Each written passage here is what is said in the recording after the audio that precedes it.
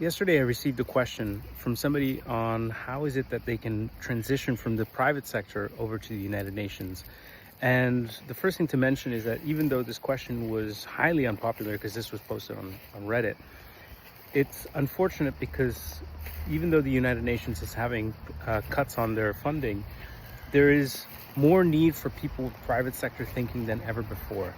This is something that a lot of donors are calling for, and it's something that is not as much of a mindset in the United Nations.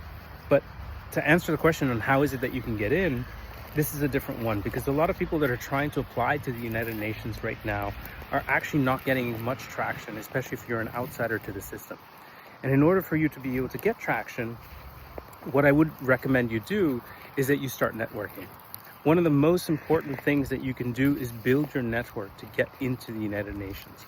Now, to do that, you need to start targeting the specific agencies that you're interested in, the different types of roles, and then start speaking to people that are in those functions, the managers, the directors, and try to get an insider's perspective of how things are going, what are people doing, what's the current situation for the organization, and start filtering the things that way.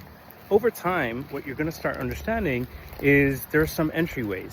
Now, there's some clever things that you can also do. You can ask for volunteerships if you have the ability to go and volunteer. But if you don't have the ability to volunteer, there's other conversations that you can start having by being able to be engaged part-time even, which is a lower cost engagement for a hiring manager than going out for a full-on contract. And try to think of it in ways in which you can de-risk it and lower the cost, but you get your foot in the door. And when things will improve, and they will improve, then at least you will be the first in line to be able to help them.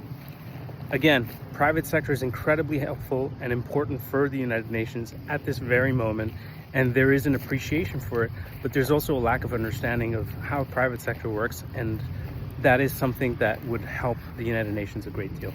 Hopefully this advice is helpful. If you have any more questions, as always, leave a comment in this short and I'm happy to answer it.